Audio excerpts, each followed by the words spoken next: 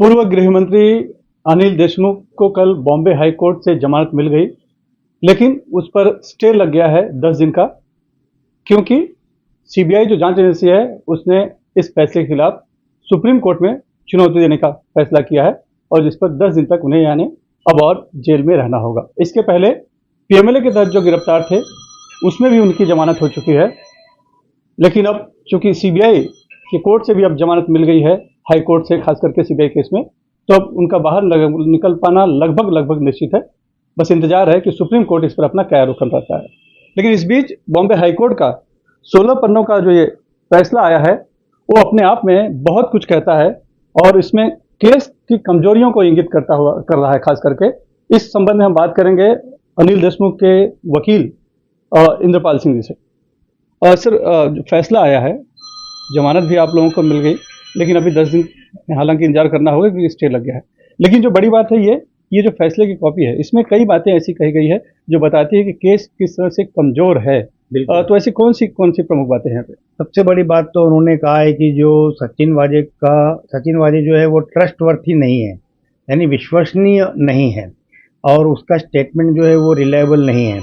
और उसने जो आज स्टेटमेंट दिया है वो 164 में दिया है, उसको टेंडर ऑफ पार्डन भी किया, माफ़ी का साक्षीदार भी बनाया है, लेकिन वो ट्रायल में कुछ भी हो सकता है। इसीलिए ये मैटर जो है, it is a matter of trial. ये जो सब्जेक्ट है, ये जो विषय है, ये ट्रायल का विषय है कि उसके स्टेटमेंट को कितना महत्व देना या नहीं देना।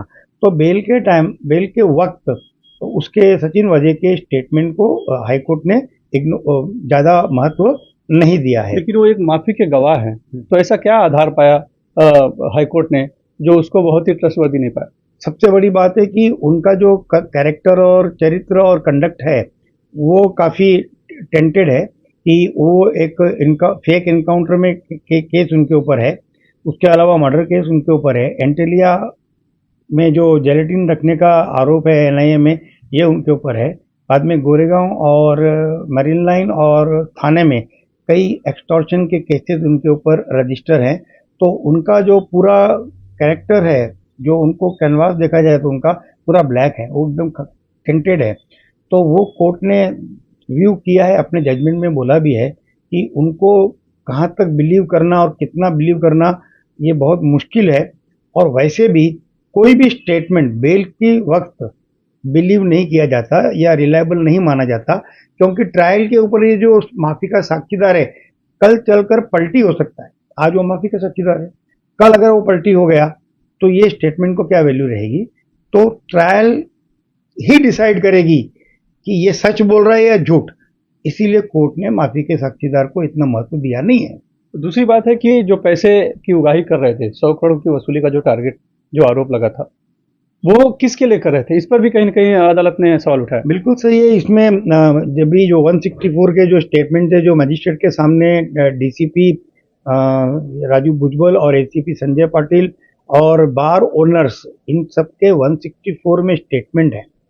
वो स्टेटमेंट ये है कि सचिन वाजे कहता था कि मैं सीपी के लिए पैसा इकट्ठा कर रहा हूँ, नंबर 1 के लिए मैं पैसा इकट्ठा कर रहा हूँ, और वो नंबर 1 है सीपी परमवीर सिंह।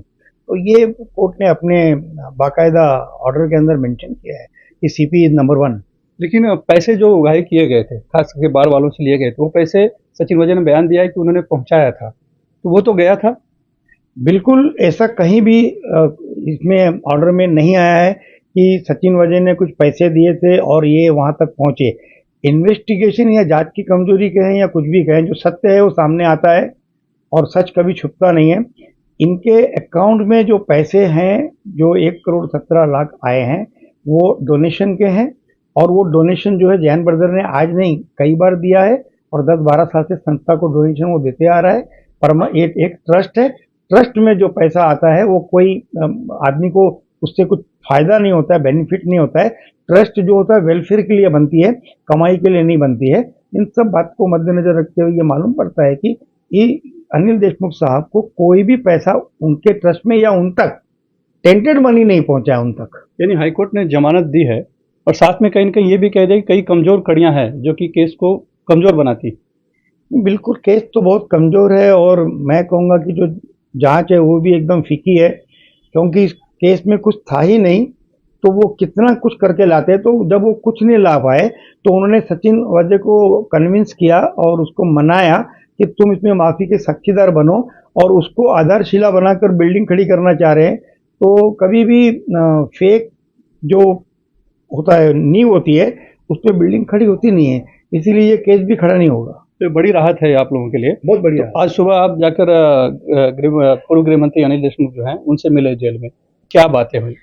मैंने देखा कि उनकी हालत जो है थोड़ी चिंताजनक है और वो अस्वस्थ है, लेकिन जब भी मैंने उन्हें कोर्ट का फैसला सविस्तर समझाया, तब जाकर उनको थोड़ी सी एक राहत की सांस ली उन्होंने, और उनको लगा कि अब वो उनको न्याय देवता से न्याय मिल गया है, और उनको राहत लगी काफी। फैसले में उनकी उम्र का भी जिक्र किया गया है और तबीयत का भी जिक्र किया गया है, तो अब कैसी तबीयत है? तबीयत उनकी, मैंने अभी भी कहा कि अभी भी उनकी तबीयत उतनी अच्छी नहीं है, क्योंकि जब वो मेरे से बात कर रहे थे तो मुझे उनके चेहरे से पता चल रहा था कि चेहरे पे वो रौनक नहीं थी और चेहरा बुझा हुआ था, और उनके हाथ भी थोड़े कमकमा रहे थे, और कभी कभी उन्हें एक आँख के सामने अंधेरा आने की शिकायत भी जो आजकल चल रही है, वो काफ़ी दिनों से चल रही है, और हार्ट प्रॉब्लम भी आजकल उनको काफ़ी हो रहा है, और वो इस तरीके से पूरे वो अस्वस्थ दिख रहे थे। लेकिन 13 महीने जेल में रहने के बाद अब एक उम्मीद की किरण दिखाई पड़ी है, क्योंकि बॉम्बे हाईकोर्ट ने भी जमानत दे दी है, भले स्टे लगा है 10 दिन का, तो थोड़े तो खुश होंगे?